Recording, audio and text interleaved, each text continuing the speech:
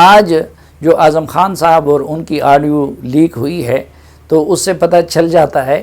کہ کس طریقے سے ان دونوں کھلاڑیوں نے مل کے یہ مفروضہ بنا دیا، اور پھر کس طریقے سے انہوں نے خود اس میں کہا کہ اب اس سے کھیلنا ہے۔ وہ اس سے کھیلے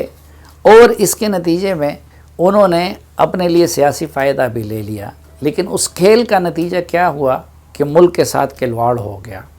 پہلی بات تو یہ ہوئی کہ امریکی ہم پہ ہنستے ہیں کہ یہ کیسی قوم ہے، ہمارا کوئی تعلق ہی نہیں ہے، اور وہ سب کچھ جو ہے ہمارے کھاتے میں ڈال رہے ہیں۔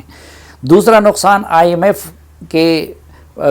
ہاتھوں میں آپ نے پاکستانی معیشت کا وہ گلا دیا رکھا تھا اس کے پندے میں،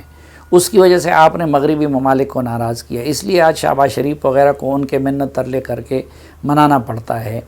تیسرا نقصان یہ ہوا کہ آپ نے ایک کیریئر ڈپلومیٹ کے کیریئر کو داؤ پہ لگا دیا اور ان کی کریڈیبلٹی کو آپ نے نقصان پہنچایا۔ چوتھا نقصان یہ ہوا کہ اس کے بعد ہمارے سفیروں کو کسی ملک میں لوگ دل کی بات نہیں بتاتے، کیونکہ یہ تو روز کا معمول ہے، اور وہ کہتے ہیں کہ بھئی یہ لوگ تو پھر جا کے سائے پر میں لکھ دیتے ہیں اور اس کا یہ حشر کر دیتے ہیں۔ اور اس سے بھی بڑا نقصان یہ ہوا کہ اب یہ جو لیکس کا سلسلہ آیا ہے تو پتہ چلا کہ بھئی دنیا کو یہ پیغام ملا کہ اس ملک کے پرائم منسٹرز کے ساتھ ہونے والی گفتگو بھی محفوظ نہیں ہوتی، اور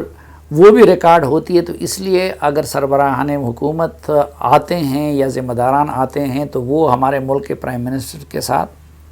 اس خوف سے بات نہیں کریں گے کہ کہیں ان کی گفتگو ریکارڈ نہ ہو رہی ہو۔ تو ایک ملٹی ڈائمینشنل نقصان تھا جو عمران خان صاحب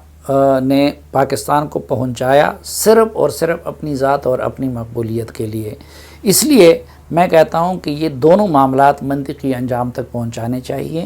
ایک یہ ریکارڈنگ کے بھی اور دوسرا یہ سازشی تیوری کا بھی۔ اور میری تجویز یہ ہے کہ سپریم کورٹ کا فل کورٹ بنا دیا جائے، نہ کہ مخصوص بینچ بنا دیا جائے، یہ معاملہ ان کے سپرد کر دیا جائے، کیونکہ اس میں یہ ثابت ہوتا ہے کہ اعظم خان کا بھی بڑا ڈرٹی کردار ہے، شاہ محمود قریشی کا بھی بڑا ڈرٹی کردار ہے،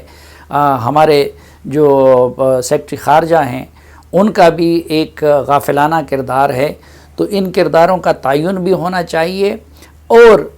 قانون کی روح سے جس طرح مناسب سمجھا جائے دونوں کاموں کا ایک تو پورا سراغ لگانا چاہیے، اور دوسرا ذمہ داروں کو سزا بھی ملنی چاہیے، کیونکہ اس بیانیے کی پاکستان کو بہت زیادہ سزا مل گئی ہے۔